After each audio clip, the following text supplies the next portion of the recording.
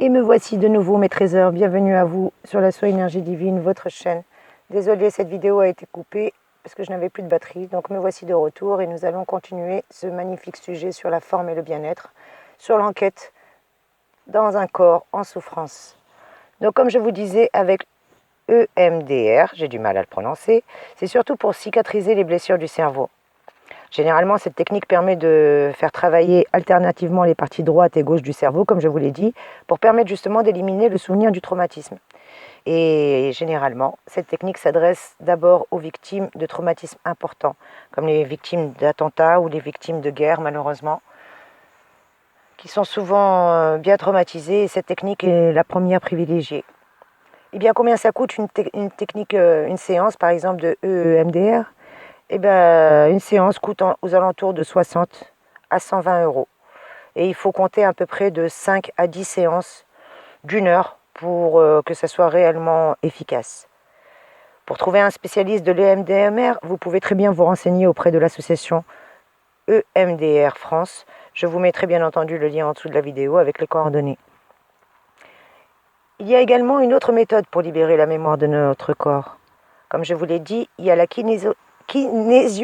Décidément, aujourd'hui, j'ai du mal à articuler, je vous prie de m'en excuser. Kinésiologie. Eh bien, justement, la kinésiologie, c'est le corps qui parle. Et dans quel cas on utilise la kinésiologie? Eh bien, la kinésiologie engage un dialogue. Un dialogue... Oups, j'ai une petite abeille qui vient de venir, je vais la laisser tranquille. Je ne vais pas la toucher. Elle s'est posée sur le téléphone qui est en train de filmer, donc si vous la voyez, ben, vous lui ferez un coucou. Donc je continue, pardon, désolée pour cet aparté. Donc je vous disais dans quel cas utiliser la kinésiologie. Généralement, les kinésiologues engagent un dialogue avec votre corps. Il est là pour, comment dire, à l'aide de tests. Il fait des tests musculaires.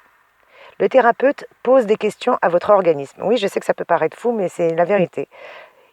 Il pose des questions à votre organisme, ce thérapeute, et attend des réponses. Oh oui. Et le but est de délivrer le tonus musculaire. Des perturbations justement qui occasionnent stress, fatigue et douleur. Cette technique est utilisée pour entretenir ou renforcer sa vitalité. Attention, les essais sur la kinésiologie en tant que méthode de diagnostic, notamment des allergies, ne sont pas encore totalement concluantes. Un diagnostic médical complémentaire reste donc bien entendu nécessaire. Et combien coûte une séance de kinésiologie? J'ai du mal aujourd'hui. Kinésiologie, on va y arriver. Pardonnez-moi. Eh bien, pour une remise en forme complète, prévoyez entre 5 à 10 séances d'une heure environ, et ça vous coûterait entre 60 et 70 euros. Sachant que par contre, ce n'est pas remboursé par la caisse primaire d'assurance maladie, donc à vous de voir. Pour trouver un bon kinésiologue, vous pouvez faire appel à l'Union française des kinésiologues, justement, et je vous mettrai bien entendu les coordonnées juste en dessous. Elle se trouve dans la région de Grenoble. Et pour l'association EMDR France, pardon, eux ils sont en région parisienne à Neuilly-sur-Seine. Mais bien entendu, je vous mettrai tous les liens en dessous de la vidéo, mes trésors. Et quelle est la troisième méthode justement pour libérer la mémoire de notre corps, si douloureux, qui en a tant besoin justement, ce petit corps-là? Parce que vous savez, à force, eh bien, notre corps, il en a ma claque d'encaisser. Il encaisse, mais à un moment donné, la reprise de conscience émotionnelle, ça passe pas, quoi, hein. À un moment donné, le corps, il en a marre, hein. Il est à la recherche de chocs émotionnels qui rend possible justement plus de guérison qu'on espérait. Et ouais, en faisant cette recherche, on arrive à se guérir.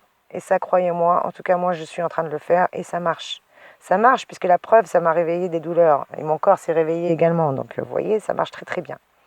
Donc, la troisième méthode est l'ostéopathie. L'ostéopathie, c'est la mémoire du corps. L'ostéopathie, c'est les mains qui guérissent aussi. Et dans quel cas est-ce qu'on utilise l'ostéopathie? Eh bien, cette méthode soigne des troubles articulaires, musculaires et osseux, comme les entorses, les lombalgies par exemple, mais aussi les douleurs liées aux positions de travail, telles que les tendinites. Ça aide surtout à améliorer la récupération post-traumatique, après une fracture, après une hernie discale. Et en ce qui concerne les migraines, les états dépressifs, l'anxiété, les troubles du sommeil, ça peut également être traité par un ostéopathe. Et oui, par l'ostéopathie, ça peut également vous aider. Alors combien ça coûte l'ostéopathie? Eh bien, pour être efficace, comptez 1 à 3 séances d'une demi-heure environ. et le tarif est de 40 à 75 euros, je crois environ. À noter que certaines mutuelles remboursent les séances.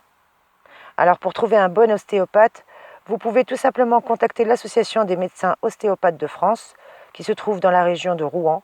Bien entendu, je vous mettrai, comme pour les autres, les coordonnées en dessous mes trésors. Et qu'est-ce qu'on peut voir de plus? Eh bien, sachez que des maux qui s'aggravent sans cesse. Par exemple, Claudia, elle n'a que 25 ans lorsque les troubles se déclarent. Au début, elle ne souffre que de vagues contractures dans le cou ou de tensions dans le haut du dos. Et la jeune femme ne s'inquiète pas outre mesure pour autant.